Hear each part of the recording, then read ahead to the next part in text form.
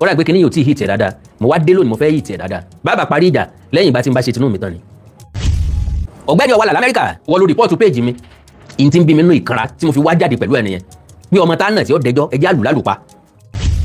Mọ̀rín yìí kó tó dípò náà di sọ̀rọ̀sọ̀ lórí social media ìmí lè sọ̀pìlẹ̀ rẹ̀ cause iṣẹ́ tó kọ́kọ́ ṣe láyé iṣẹ́ pásítọ̀ ni. ṣùgbọ́n mi ṣe rí wọ́n ti arrest èmi rí mo ti lọ sí lesson mo ti lọ training mo ti padà dé èyí jìjẹ̀bi mi ìdẹ́ jìjà tí ọ̀tọ̀ mi ìdẹ́ jìjà tí mi ò lè ṣẹ́gun ẹ̀. wọ́n bá lówó tán lè bọ́ gbogbo òpínlẹ̀ Èkó tán lẹ́ẹ̀kan náà orí ẹ̀ ti dàrú kọ́kọ́ orí ẹ̀ ti sọnù. ilé tí mo ṣe lálẹ́ yìí n tó ti wà nílẹ̀ tẹ́lẹ̀tẹ́lẹ̀ tí mo fẹ́ sọ ni n sì gbọ́dọ̀ mọ́ sọ mọ́ màmá ni kí ọ̀rẹ́ mi ó lè bá a panu mọ́ láti ìsìn lọ àti títí láéláé. I want to cease fire on just two things.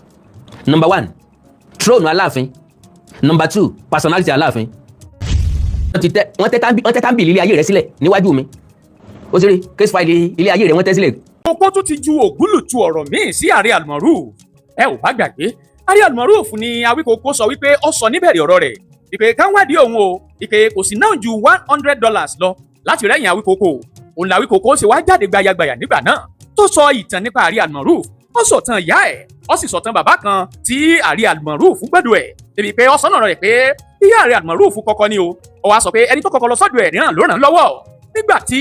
ààrẹ Almoroof gbọ́rọ̀ yìí òun náà ló náà wá padà jáde o ìpè Awíkókó ti dáràn wípé orúkọ tó dá nínú ètò tó ṣe orúkọ èèyàn ńlá ni o tó sì jẹ́ ṣe pé àwọn ẹni ọ̀hún ò mọ nǹkan kan pa ẹ̀ ìpè wọ́n ń bọ̀ wá bá Awíkókó ó ní ẹ̀rí ńlá ń bẹ lọ́wọ́ òun ò tó gbé Awíkókó jù sẹ́wọ̀n Awíkókó ti wá jáde gbayagbaya báyìí láti dá èsì ààrẹ Almoroof padà ó ní ọ̀nà mi wọ́n nà ọ́ wọ́n sì bu ẹ̀ wọ́n ní sọ ọmọ tó fẹ́ bá lẹ́nu onítọ̀hún Awíkókó ti wá sọ tó pọ̀ nípa ààrẹ Almoroof ó wá sọ púpọ̀ nínú àwọn cases ìyẹn wàhálà gbogbo tí ààrẹ Almoroof ní lẹ́wọ̀n ó ní tó ń bá sọ eléyìí tán òun fẹ́ kárí Almoroof kó panumọ́ ni o òun jẹ́ àwa panumọ́ ó lóun ó tún wá jáde fún un padà onítọ̀rọ̀ àwọn kan ti wá pé òun o ṣùgbọ́n nínú ọ̀rọ̀ rẹ̀ òun ló ti dárúkọ àwọn ọmọ ààrẹ Almoroof àwọn tí wọ́n lọ́jọ́ jẹ́ pẹ̀lú ìjọba Amẹ́ríkà ọmọ ń karúkọ wọn lẹ́yọ kọ̀ọ̀kan ni ó ní kí ni fáàrí ààrẹ Almoroof tó jẹ́ pé púpọ̀ nínú ọmọ ẹ̀ òun ló lẹ́jọ́ jẹ́ pẹ̀lú ìjọba torí pé wọ́n jẹ́ ìjọba Amẹ́ríkà lówó ọlọ́rọ̀ kì í fi bẹ́ẹ̀ dùn lẹ́nu tèmi ọ̀rọ̀ pọ̀ ń bẹ nípa àṣírí ààrẹ Almoroof tí Awíkókó tú ó ní tí ààrẹ Almoroof tó ń dọwọ́ bò ìyẹn l'Amẹ́ríkà ó lóun ó tu kìíní ọ̀hún ó lóun tí ì tu tán o ó ní torí case file ẹ̀ èyí tó ń lò l'Amẹ́ríkà èyí tí àwọn ọmọ ẹ̀ fi ń bá ìjọba Amẹ́ríkà ṣèjọ́ lọ́wọ́ ó ló ń bẹ lọ́wọ́ òun o tọ́ ń fi àwọn fọ́nrán ọ̀hún wá níbi tí Awíkókó ti lanu sọ̀rọ̀ tó sì sọ gbogbo àwọn ọ̀rọ̀ ọ̀hún lẹ́yọ kọ̀ọ̀kan ó lágbára pọ̀ bọ́wá jẹ́ gbà àkọ́kọ́ lẹ́yìn ń wò wá báyìí tí olólùfẹ́ wa tẹ́lẹ̀ rí ṣùgbọ́n ẹ ò tí ì tẹ subscribe button síbẹ̀ à ń bẹ̀ yín ni ẹ bá wa tẹ̀ ẹ́ sójú ẹ̀ ẹ bá wa dọ̀rẹ́ káwa náà ó sì bá yín dọ̀rẹ́ ẹ wá mú ìgbàgbé láti ti aago pélébé tí ń bẹ lẹ́gbẹ̀ẹ́ iye tí ó máa rán yín létí nígbàkúùgbà tá a bá ti wà lórí ètò ẹjẹ́ àgbọ̀n t'Awíkókó sọ èsì ọ̀rọ̀ tó padà fún ìyẹn ààrẹ Almoroof ẹ̀já ṣíà ẹ̀ káwọn èèyàn mọ ibi tí ọ̀rọ̀ Awíkókó àti ààrẹ Almoroof dé dúró ẹ̀já máa bẹ́tù òun bọ̀ ẹ subscribe síbẹ̀ tàgò tí ń bẹ lẹ́gbẹ̀ẹ́ ẹ̀já ṣíà ẹ̀ ti gbogbo social media. ẹ jẹ́ ká fi oríṣiríṣi ṣàríkọ́gbọ́n o wọ́n pe lédi wa kan ní sísítà wa kan ní Mọ̀rín ó dà pọ̀pọ̀lọpọ̀ ò tí ì rí inú gbogbo àtà máa ń sọ̀rọ̀ Mọ̀rín látòrí íńtánẹ́ẹ̀tì ló ti dàbẹ́ kó fẹ́ rẹ́wọ̀n yìí mi ìgbàdúrà kó rẹ́wọ̀n yìí tí ẹ bá ń gba information lọ́wọ́ èèyàn àtọ́rọ̀ yìí bá wẹ́ àmọ́ o. now Mọ̀rín yìí kó tó dípò náà di sọ̀rọ̀sọ̀ lórí social media ìmí lè sọ̀pìlẹ̀ rẹ̀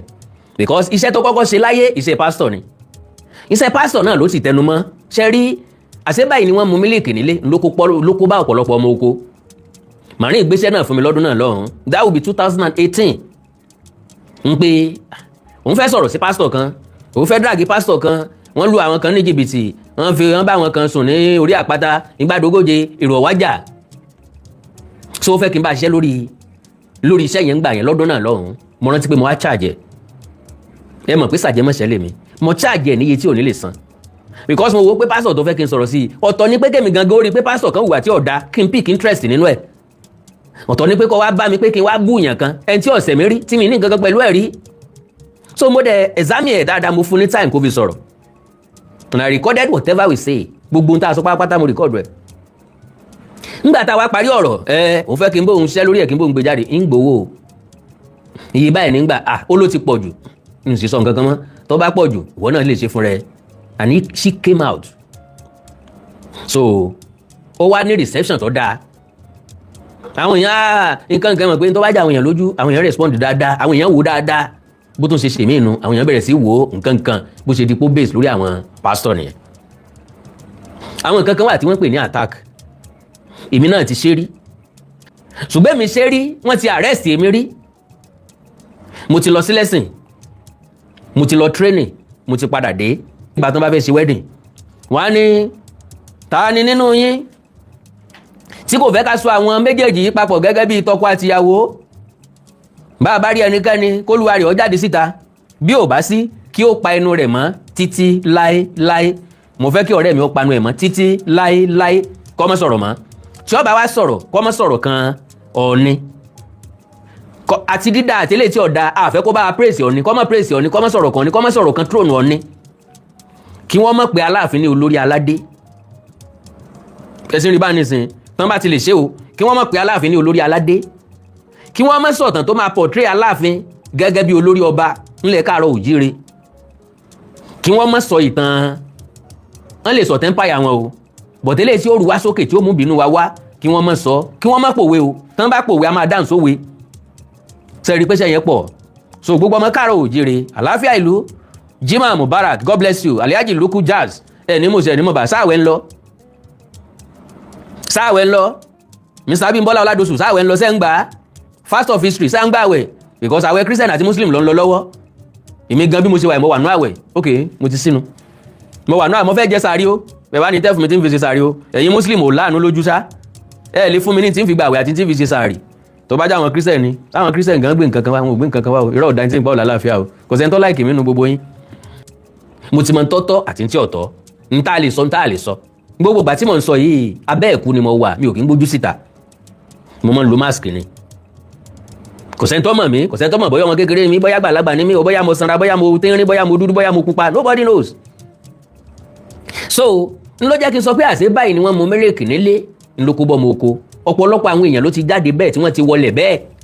torí pé wọ́n jáde wọ́n àtàkì àwọn èèyàn ìkan jáde ńgbà náà Wàsíù Àyìndé nìkan ni subject ẹ̀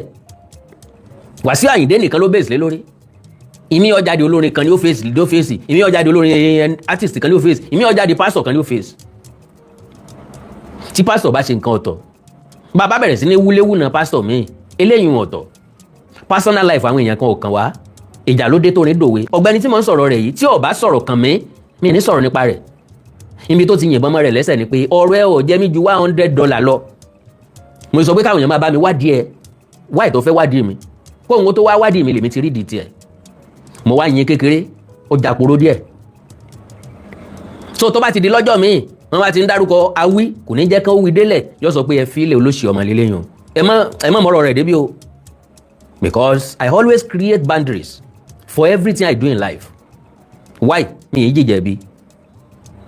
mi yìí dẹ́ jìjà tí ọ̀tọ̀ mi yìí dẹ́ jìjà tí mi ò lè ṣẹ́gun ẹ̀ fídíò yìí ló tún fi tan náà wọ́rọ̀ o ìbá jẹ́ kí n máa lọ jẹ́jẹ́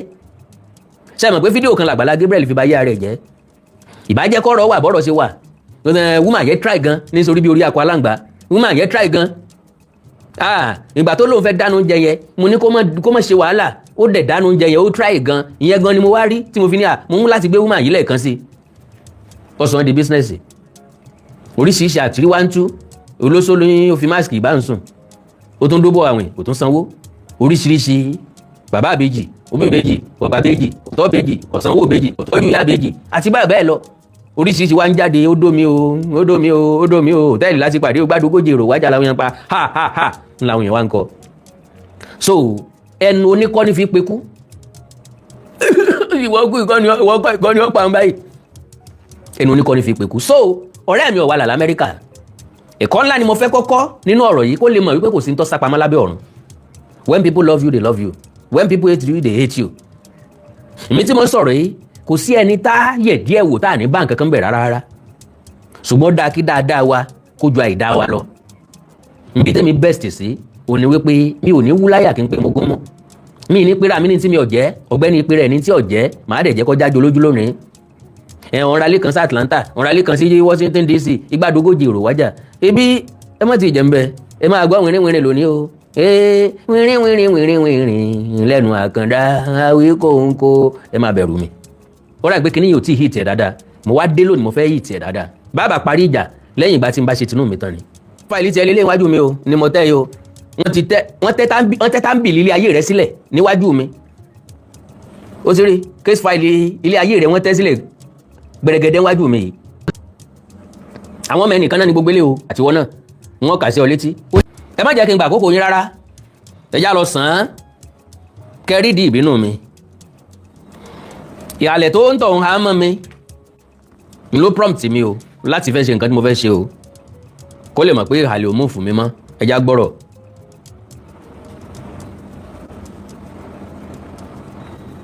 ṣe rí ọ̀rọ̀ tí mo fẹ́ sọ yìí ọ̀rọ̀ yìí ọ̀pọ̀lọpọ̀ abiyamọ ló bá wí àtọkùnrin àtobìnrin torí íńtánẹ́ẹ̀tì ti bà ilé ayé jẹ́ ó dẹ̀ tún táwọn kan ṣe àwọn kan ti mú orí ibú sọ ẹnu lórí íńtánẹ́ẹ̀tì yìí àwọn kan dẹ̀ ti mú oríire sọ ẹnu méjèèjì ni ṣe rí ọ̀rọ̀ tèmi ò ń pọ̀ rárá torí mi ò ní time láti máa jókòó sórí íńtánẹ́ẹ̀tì tó yẹ yín láti máa rojọ́ kiri bọ́ńkọ́yọ́kọ́ tí mo mọ̀ ni pé èmi gẹ́gẹ́ bí ẹnìkan kódà àwọn ariwo kì í pọ́jọ́ táwọn èèyàn máa ń sọ yẹn mo kàn rí pé my name is just flying around every internet throughout the whole world and one particular person èmi àti òtí ìríra rí sójú o a sọ̀rọ̀ rí o a ríra rí sójú kí ló wà ń bi pé kí èèyàn kan jọba ní ìlú kan kí gbogbo agbárùkù tí. now bẹ́ẹ̀ bá gbọ́ nǹkan tó sọ ó ti sọ̀rọ̀ síwájú ó wá ní and one particular person mi pẹ̀lú ẹ̀ ti sọ̀rọ̀ rí o ṣùgbọ́n àríra rí sójú directly or indirectly èmi náà ní bá wí kí ló wà nínú kí èèyàn kan jọba kí gbogbo ọdẹ gbárùkù tí sọmọ tó máa kọ́ ọ̀sẹ̀ nìyẹn láti tún open another Facebook or another page láti tún build ẹ̀ so ti túmọ̀ sí pé oró ń bẹ nínú ẹ ìwọ ló report page mi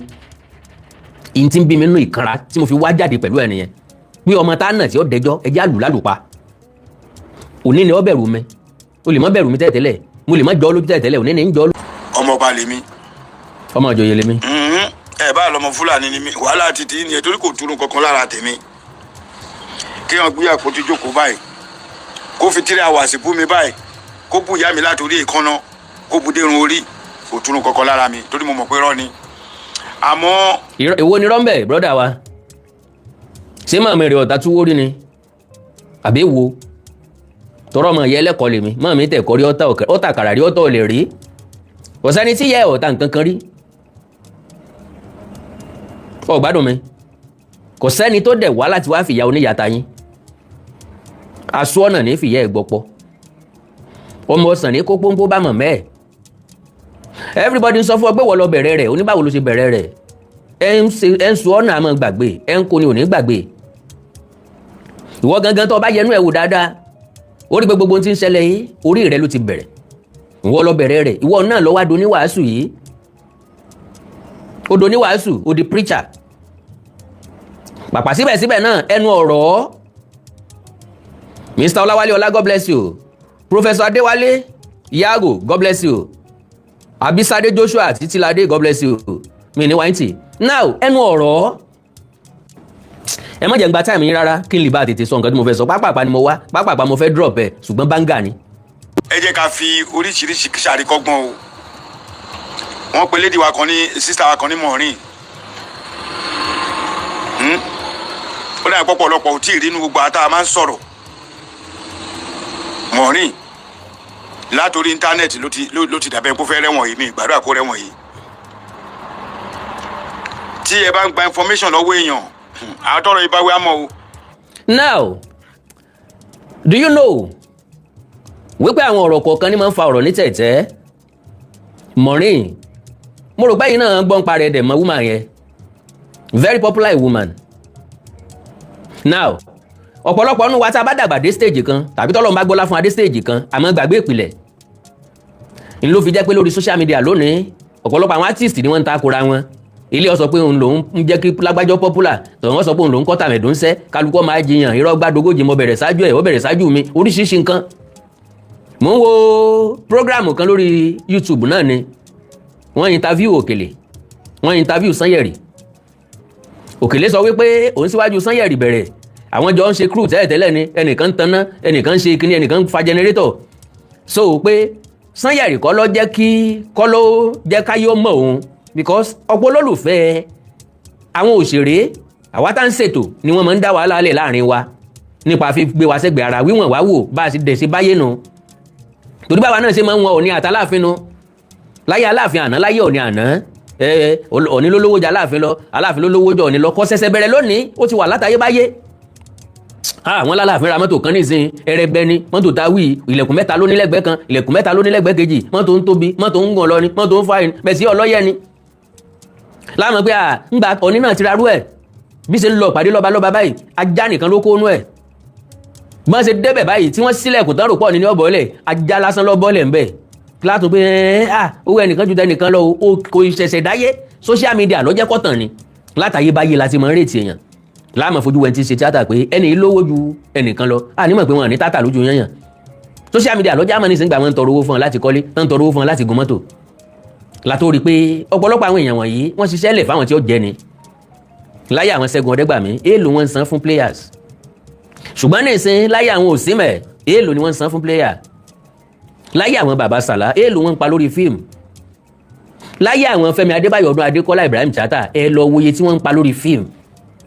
so ìran kan ní òṣìṣẹ́lẹ̀ fúnra kan ibo ni mo ń lọ. ẹ gba information gidi ó ń dárúkọ orúkọ olórúkọ níta gbogbo èèyàn ló mọ orúkọ bàbá tèmi o I don't want to see anything tẹ́lẹ̀ àmọ́ make sure pé o ní fàtì ẹ lọ́wọ́ gan nítorí pé òyìn gẹ́gẹ́ bí ọ̀rọ̀ tán àwọn arábí máa ń sọ ó ti yìnbọn lórí ẹlẹ́sẹ̀. now èmi ní ọ̀rẹ́ mi ń bá kì í sọ̀rọ̀ mi ọ̀tá mi yìí ń bá wí ó ní mọ̀ ń dárúkọ olórúkọ mi bá wá dárúkọ pé kátù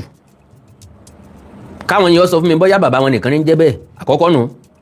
ẹlẹ́ẹ̀kejì ṣé wọ̀ mẹ́tí ń jẹ́ bẹ́ẹ̀ rí só gbé lọ́dọ̀ wọn rí só gbé lọ́ndà wọn rí ṣé wọn ò mọ bí ọmọ rí ṣé wọn ò tọ́jú ẹ rí nsọ́ tọ́jú wọn padà MC Wise God bless you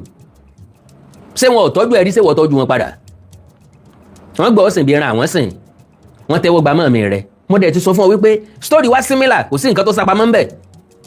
ayé láti bá kí èèyàn ọkọ̀ kọ́ńbì kan kọ́ wá fọ́ kọ́ńbì kan ọmọ tán bá bí nbí tán ti ń bọ̀ wọn ò ní sọnù ọlọ́mọ kan ọlọ́mọ méjì ọlọ́mọ mẹ́ta ọlọ́mọ mẹ́rin ń tọkọ̀ ọ́ ní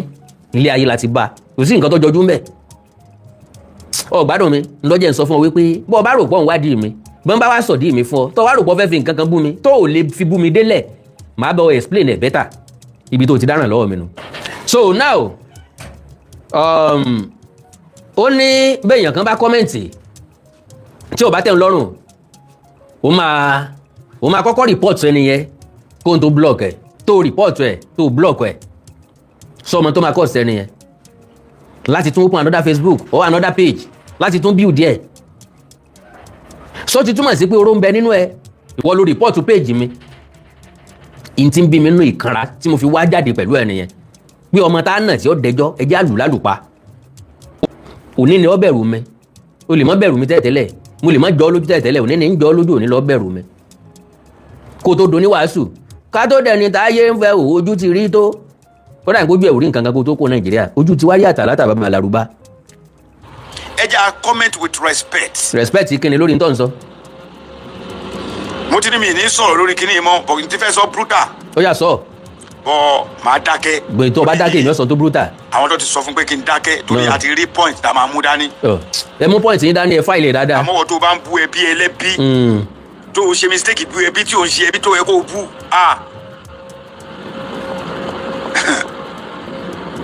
Ọlọ́run wàá regret kó o sọ̀rọ̀ yẹn nítorí àwọn ẹbí tó bú àwọn ẹbí tó bí tó làmìlaka ni tó lẹ́nu. now ẹ já béèrè lọ́wọ́ ọdẹ àtòpọ̀nù tí ń sọ̀rọ̀ yìí ń sọ̀rọ̀ sí lágbájá ọmọ tó bá lẹ́nu ẹ̀ àwọn ẹbí kan lẹ́nu àwọn ẹbí kan lápá sáwọn ẹbí ìwo náà sọ fún ọ pé ọ̀ lẹ́nu tàbí tí ọ̀ lápá ohun yòówù kọ́ jẹ́ láyé ohunkóhun tó bá jẹ́ wàá bẹ́ nìkan níwájú bó jẹ́ towó bó jẹ́ tilé bó jẹ́ ti mọ́tò àárín ló wà ẹnìkan ń bọ̀ lẹ́yìn ẹ̀ báwo tiẹ̀ wí amẹni tó yẹ káfọlá ẹ̀ tọrọ báwo tiẹ̀ sọ amẹni tó yẹ káfọlá ẹ̀ tọrọ tó lówó tó lọ́lá tó níwà tútù bí àdàbà ìjìnlẹ̀ pampam màsínú màsíkùn bó ṣe wà nìyẹn ọmọdé yé wò mí o yé wò mí ròròrò yé wò mí o bó ṣe ń wò mí yẹn ó ń dùn mí o yé wò mí ròròrò yé wò mí o mọ̀rànjú mọ́ mi mọ́ ìwọ nìkan kọ́ ló lójú. Dayọ̀ Kújọ́rẹ̀ lọ́kọ́ lórin. So ńgbà tó ń sọ pé bí kan lámìíràn lápá sáwọn lọ́lọ́run ni ṣé bọ́n ṣe lágbára tó wọ́n lè pín Nàìjíríà ṣé bọ́n ṣe lágbára tó bọ́n. àmọ́ òwe ni màá fi pa mí ní fi gbẹnu sọ tó ló máa rí mú bẹ́ẹ̀. bọ́ ọ bá ti wá pò ìwọ náà ti mọ̀ pé máa rí mú bẹ́ẹ̀ torí pé ọmọ ọgbọ́n ni mí bí èèyàn bá pòwe mọ́ mi màá mọ̀ bówe bá jòwe mi ń sọ̀rọ̀ láyé àtijọ́ wọn máa ń sọ pé èèyàn ìjìjà ojú àwọn ìyá wa náà máa ń sọ bẹ́ẹ̀ tani à kí ló fàjà yín ń wò mí wò kú òní nígbà tó wọ̀ ń wò kú ìwọ náà ò ṣe wò ń wò kú kí ni wọ́n fi rí wọn ìjìjà ojú àwa máa jìjà ojú bó bá mọ́ mi lójú ń gbé ọ padà pé ṣé mo ṣe ọ ní bí wà tọkọ rẹ bá ń jà nínú ilé ìwò ń tèmi ó sì á kanra mọ́ mi tí wọ́n náà ní sọ́rẹ́ o. mo mọ̀ pé tó o bá rí ṣòwò mi tẹ́ ẹ̀ bá rí kí n sọ̀rọ̀ báyìí ẹ ní jókòó láti rí ọ̀rọ̀ mú ni mo ṣe ń dákẹ́ because mo rí pé channel ni mo jẹ́ fún yín. channel ló jẹ́ fáwọn wo kí ni tí ń tẹnu ẹ jáde tọmọ ọpọlọ dání kí ni tí ń tẹnu ẹ jáde tọ́jẹ́ nǹkan gidi tó lè tajà téèyàn ó fi sọ̀rọ̀ téèyàn ó fi báyàn sọ̀rọ̀ bí òṣàṣe tó ń sọ lẹ́nu so báwo lè ṣe jẹ́ channel tá a fi ń jẹun àbí torí pa fẹ́ kàn ń kó ló já mọ́ sọ̀rọ̀ rẹ̀ àá kàn ń kó lásán ni adé yọ̀ǹda rẹ̀ ṣùgbọ́n kó táwọ̀ kàn ọ́ odidi ọdún 10 ọmọ ràn torí ẹni tí ń bá dismantle ẹnjìníà 10 ò ní lè rí tó padà màá písì ṣe lálẹ́ yìí. wọ́n bá lówó tán lè bọ́ gbogbo òpínlẹ̀ Èkó tán lẹ́ẹ̀kan náà orí ẹ̀ ti dàrú kọ́kọ́ orí ẹ̀ ti sọnù. so àwa tó kù ní wá sọ fún ọ wípé àwọn ọmọ kọ̀lẹ́ nìkan ni ẹni tí ò sì léèyàn nìyá máa ń jẹ ọmọ tí ò bá níyàá làwọn kò sẹ́ni tí òun sí babó ń bàbá ọ̀kárí láyé ọwọ́ bà mí ń bẹ̀. But for every one of us àti gbogbo àwọn àáfàá wa àti gbogbo bàbá mi lórí íńtánẹ́ẹ̀tì gbogbo sọ̀rọ̀ ẹran tí ẹ ní mọ̀ ọ́n gbọ́. ọ̀rẹ́ mi ń sọ̀rọ̀ kọ́ńtà tí ẹ rí mi. tó ń ta lóye bàbá ẹ lọ́pọ̀ ò lè ríra lọ́wọ́n ìwọ tó jójú lówó ọmọ Ọ̀yọ́ tó ń sọ kò sí ọba ò lè ríra lọ́wọ́n èní lárí àmọ́lá òun fi máa ń pè wáyé pé ká mọ tá à ń sọ lórí íńtánẹ́ẹ̀tì ọ̀pọ̀lọpọ̀ wa tá a bá ti rí crowd ẹlòmíì tó bá ti rí èrò báyìí kò sí nǹkan tí ò lè sọ èyí táwọn àfáà sọ èyí táwọn ẹ̀gbọ́n sọ èyí táwọn àbúrò sọ gbogbo ẹ̀ la gbọ́ ẹ jẹ́ a ní sùúrù ká má balẹ̀ ayé wa jẹ́ ẹsẹ̀ 6 péré ni o bí ṣe ń bá yín sọ̀rọ̀ yẹn kan ti kú láàárọ̀ yìí ẹ̀mí ẹnìkan ti bọ́ ní mínítì tí mo fi ń sọ̀rọ̀ yìí I don't care àmọ́ make sure we are very clear kó get fat dáadáa. fat tí mo fẹ́ tó padà fẹ́ mú jáde lálẹ́ yìí wàá wá bá mi jọ́ọ̀jì ẹ̀ bóyá mo gẹ̀ẹ́tì dáadáa bí n gẹ̀ẹ́tì dáadáa. gẹ̀ẹ́tì fat dáadáa. Oya. nítorí tó bá máa ṣẹlẹ̀. fact of history God bless you. ẹlòmíì máa rí ẹ̀wọ̀n yìí lórí íńtánẹ́ẹ̀tì. ẹlòmíì máa rí ẹ̀wọ̀n yìí lórí íńtánẹ́ẹ̀tì. báwo bó ṣe ń ṣẹlẹ̀ yìí ó kàn ní bọ́ sórí íńtánẹ́ẹ̀tì kó máa tá ní ṣe méje yàn ọ̀pọ̀lọpọ̀ lè rí ẹ́ńtà tó bá rí ẹ̀gbọ́n máa dọ́jú ojú ni mo fọlọ́n búra tí ò ń ṣe ọdún kan tí ò ń ṣe ọdún méjì mẹ́ta tó ti ń ṣẹlẹ̀ sí mi Nàìjíríà. ó kẹ́ máa ń dọ̀jú ojú. ìmí tó máa dọ́jú ojú ni. torí pé wọn ò gbé wọn ni àwọn tí wọ́n rí ọtán dọ̀jú ojú yẹn wọn ò gbé wọn ayé wọn ò bẹ́tà bó o ṣe fi wọ́n lẹ̀ náà lọ bá wọn lọ́jọ́ ká máa dọ̀jú ojú. àwa ìgbangba làṣáátá ni irrespective tí wù kọ́ jẹ́ láyé àwọ̀ sọ fún ọ wípé àgùdà ò jẹ́ lábẹ́ Gẹ̀ẹ́sì iṣẹ́ ọ̀lẹ wa lọ̀lẹ wa ń jẹ àwọ̀ ògbésẹ́ ràn yàn be you anybody because I don't worship rich men I don't worship billionaire I don't worship politician mi kàn lẹ̀kúnlé olóṣèlú mi kàn lẹ̀kúnlé ẹnì kankan torí ìjọ tí n bá fẹ́ kàn kó kí n lè láǹfààní àti kàn kó dáadáa mi ìtanná wẹ́bí mi sì tọrọ mi kúnlẹ̀ kálé káàkiri.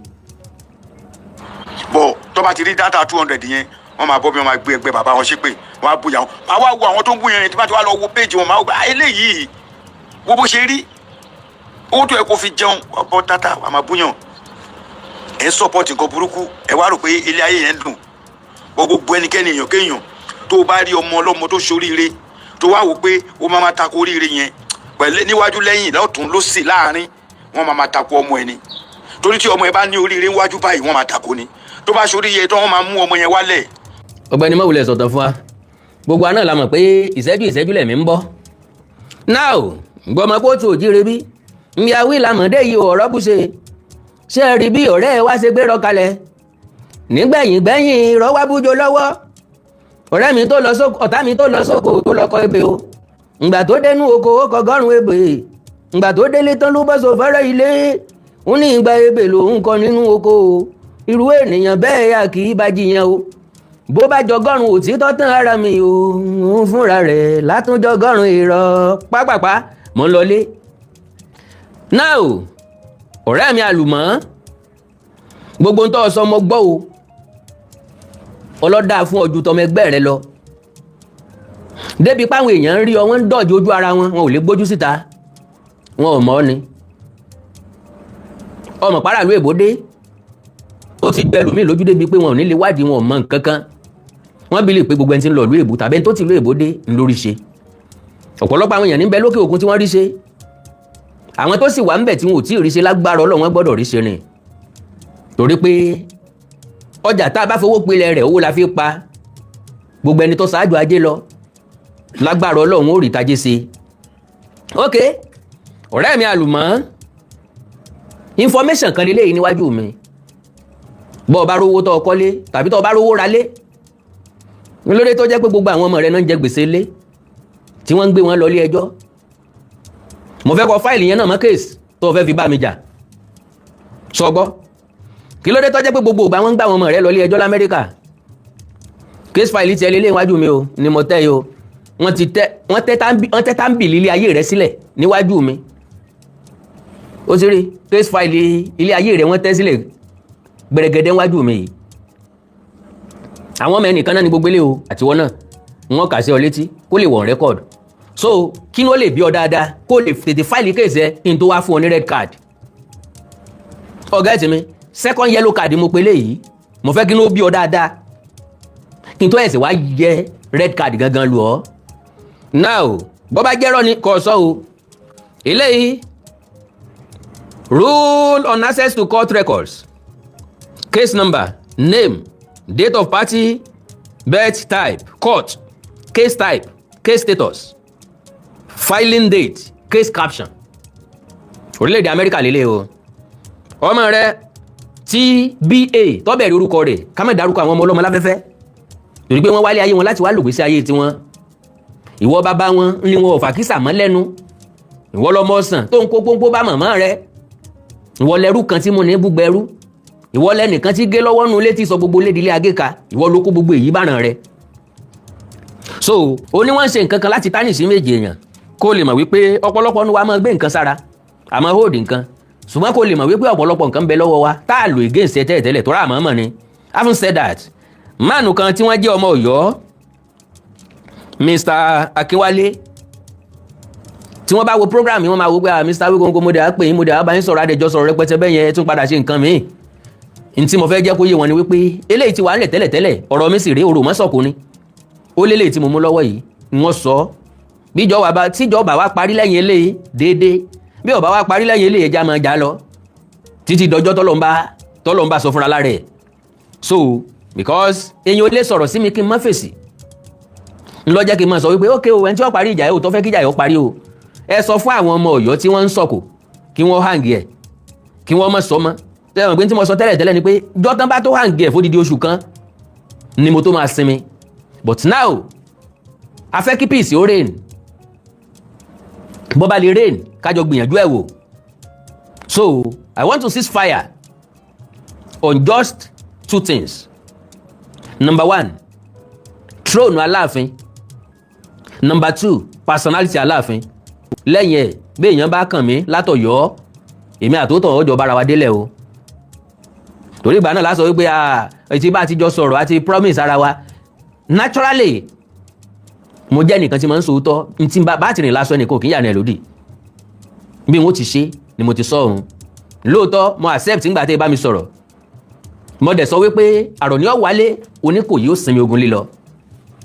ṣùgbọ́n gbogbo àwọn tí mo lẹ́bàá sọ̀rọ̀ ǹjẹ́ ti bá wọn sọ̀rọ̀ because mo tún rí nǹkan tó post lé ní o ẹ wí fún wọn pé àwọn ìtàn tí ó díjà lẹ̀ kí wọ́n mọ̀ pamọ́ because lẹ́ni báyìí nísìnyí ntí Ọ̀yọ́ legacy tó tún post lélẹ́yìí it is an irrefutable fact that Aláàfin ruled old Ọ̀yọ́ empire he never sold his people into slavery ṣẹ́rí pé nonsense nìyẹn ṣẹ́rí pé tí ó tún fàjà padà nìyẹn ṣẹ́rí pé à ń jẹ́ kúrò ọ̀rọ̀ nǹkan tán nìyẹn tó ń gbọ́n wẹ́ẹ̀ sáwo ẹ̀dẹ̀ fẹ́ káwọ́ dákẹ́ bí ìgbà tí wọ́n fẹ́ mú yàn lọ́wọ́ dání ni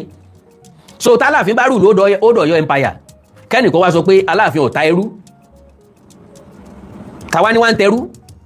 ta ní kẹrú tí ń tà á bí ọmọ yindeyinde kí ló kílẹ̀ wá ń pè bẹ́ẹ̀ lẹ́pàyà fún ṣé empire kan wà tí kì í ṣe pé wọ́n tẹrú ń bẹ̀ ṣé ìṣẹ́rú tán ṣé ìṣẹ́ empire tán ti ń tẹrú ni wọ́n ṣé ìṣẹ́ ibi tán ti ń tẹrú wọ́n ń pè lẹ́mpire ibi tán ti ń kẹrú jọ ṣé ìṣẹ́ náà ń pè lẹ́mpire ibi tá ti ń kàwé èèyàn jọ.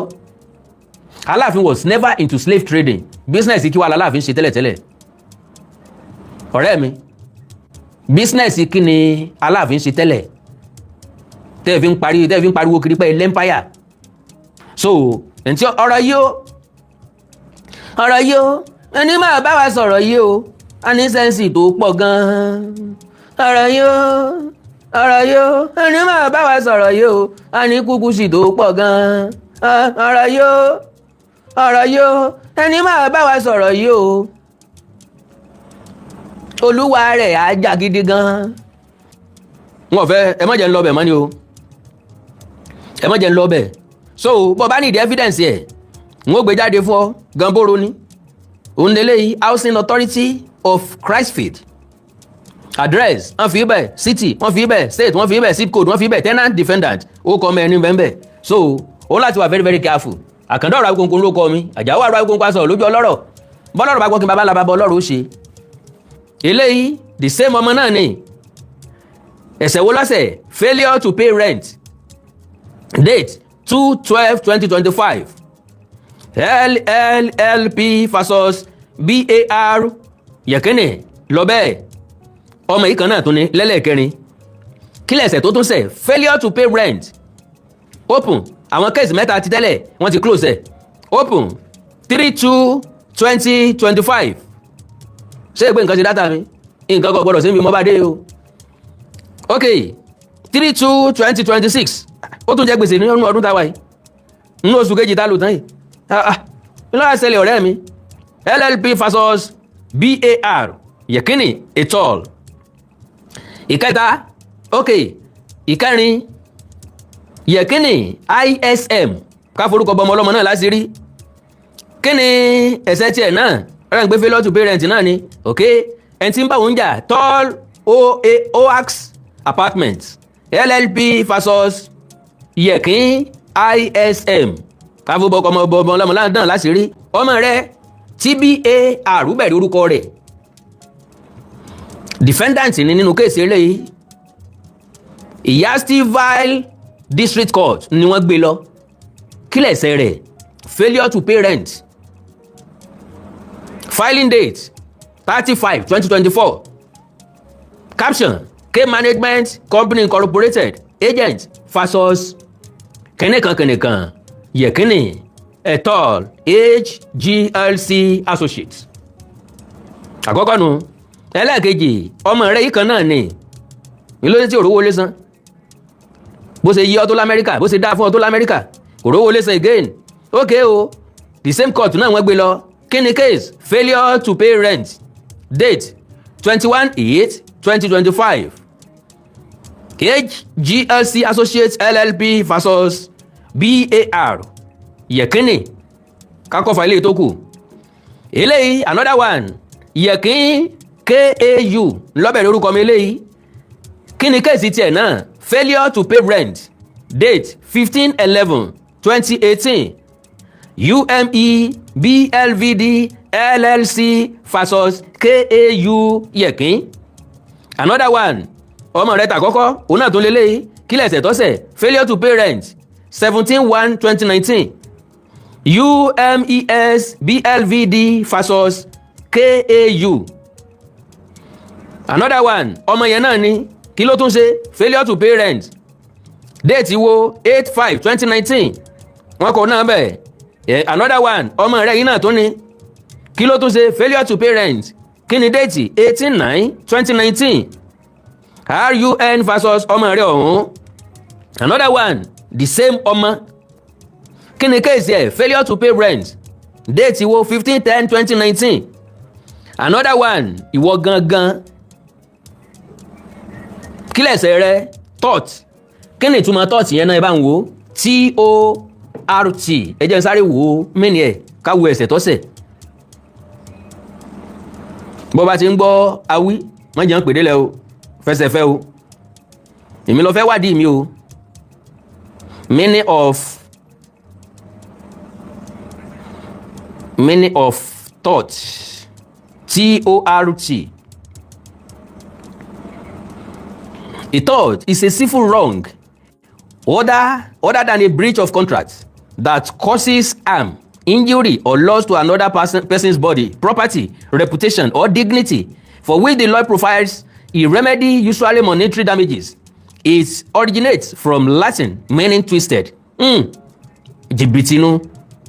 Jìbìtìnú téèyàn bá ti twist nǹkan, wrongful act, and focuses on compensating victims. Ọ̀sánwó tán nàbí eléyìí. Okay, key aspect of tort. Purpose: to compensate the injury part plaintiff for losses caused by the defendant.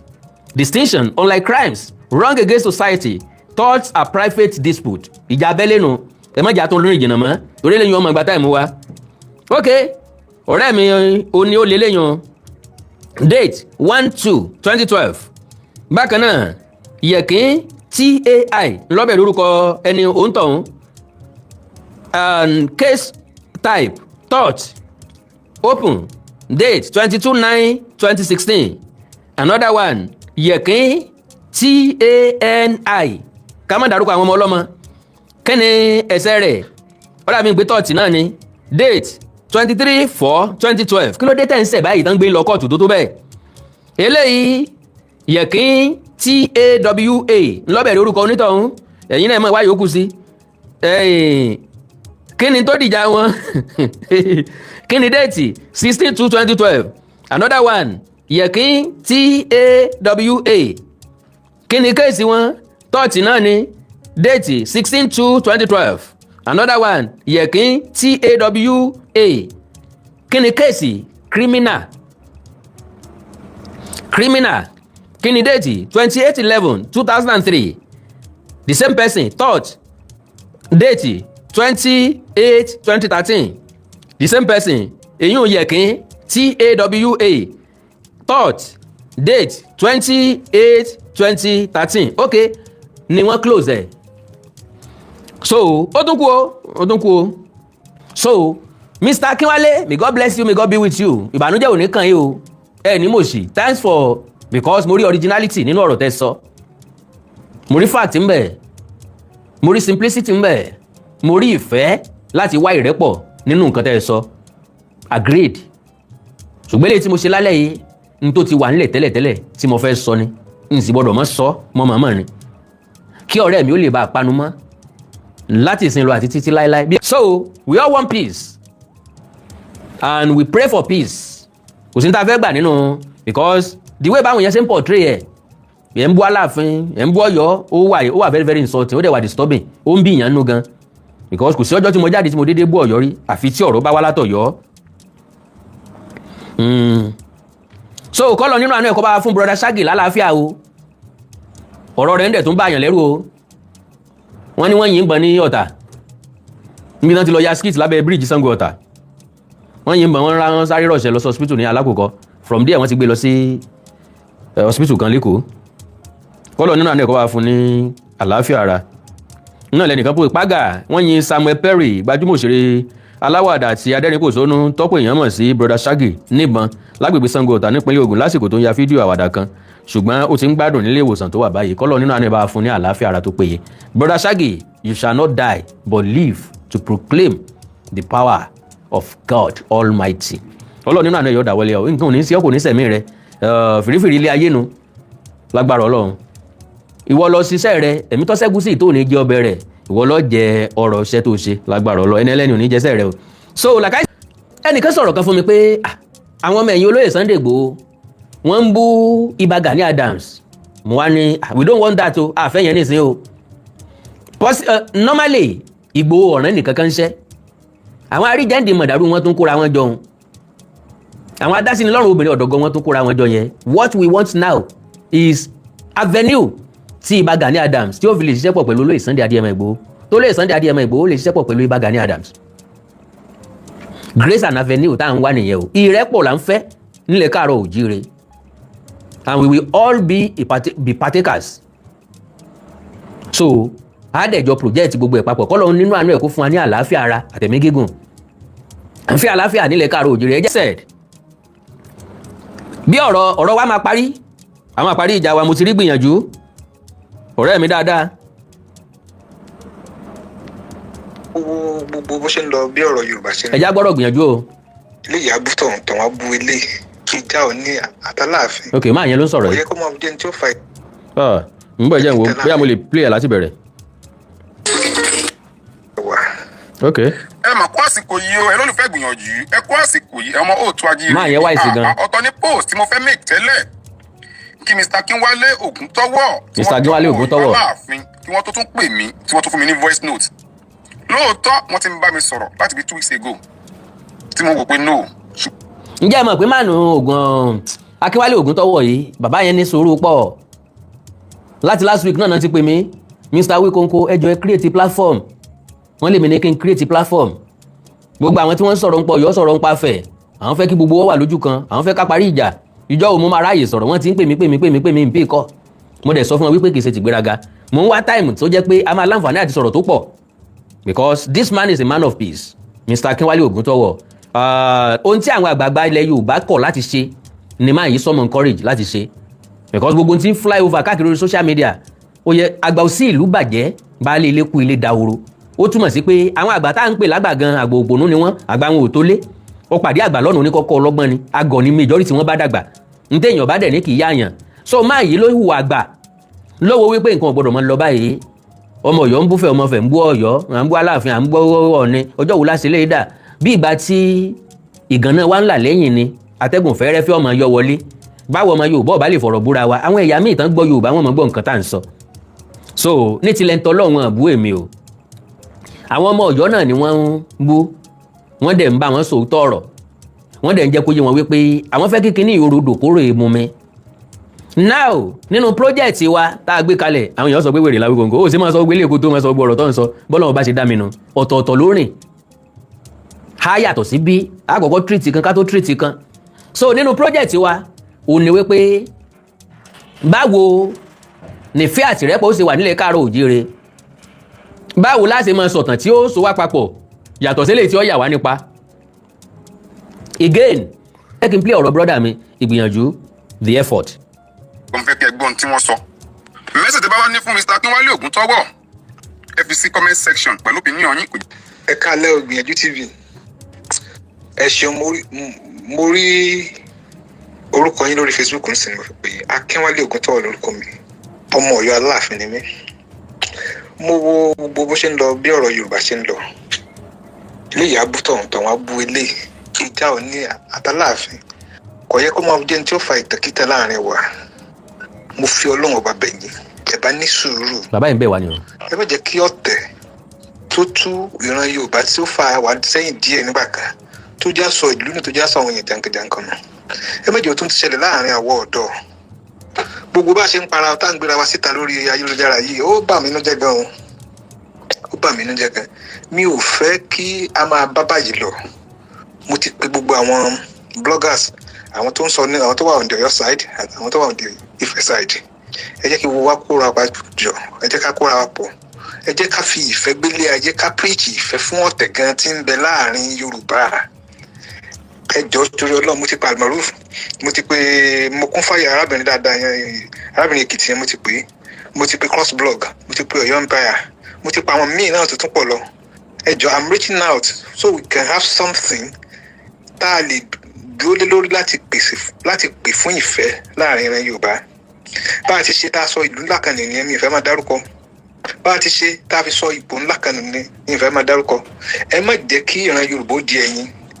ẹ jẹ́ kí àwa gangan káwọ̀ ọ̀dọ́ ká kóra wa jọ ká pe kábíyèsí Ọ̀nìrìṣà kábíyèsí Aláàfin Ọ̀yọ́ ẹ gbọ́dọ̀ ṣepọ̀ ní ẹ̀ ní fi ọ̀tẹ̀ ní kankan bá ń bẹ láàrin yẹn ẹ̀ ní fífi ìyà jẹ ìran tiwa àwa ṣì kéré ẹ jọ̀ọ́ ẹ dáwọ́ èébú yìí ẹ dáwọ́ pé à ń sọ̀tàn burúkú ẹ dáwọ́ pé à ń búra ẹni lórí ayélujára ẹ dáwọ́ rẹ̀ dúró let's call for love I want us to have a platform thank you so much I'll get back to you. so now ọ̀rọ̀ ló délẹ̀ yìí mọ àpọ̀ possible káyìn èèyàn mi ó fẹ́ ìgbìyànjú kan ti pè mí sẹ́yìn tẹ́lẹ̀ o brother mi mo ẹ̀sẹ̀ rí miss call ẹni o ok nọ́mbà tẹ́ máa pè mí sí lálẹ́ yìí nọ́mbà tẹ́ máa ń pè tẹ́lẹ̀ náà ni +234 915 147 9599 +234 915 147 9599 àti +234 904 851 9362 +234 904 851 9362 mi ò ní gbà ju ìpè méjì mẹ́ta lọ. God bless you. WhatsApp ni ẹ pè sí o kálíbà gbọ́ra wa dáadáa o. ṣáà ti wo onídèmọdè láìpẹ́ a máa bẹ̀rẹ̀ sí ní ṣe onídèmọdè online ní live báyìí. àwa ọjọ́ mo fẹ́ mọ opinion ẹ̀yin èèyàn sí ṣé ká go ahead ká máa ṣe onídèmọdè online. ẹni tó bá ti kọ́kọ́ pè wọlé á béèrè gbogbo question wa lọ́wọ́ ẹ̀, iye ìbéèrè tó bá gbà á fún lówó wọn, á fún lẹ́bùn tán bá jẹ. ìyẹn ń kọ́ sà, ìyẹn ń kọ́ mà. mo fẹ́ mọ opinion yín, let's do it that way kó lè bàa jẹ́ fun.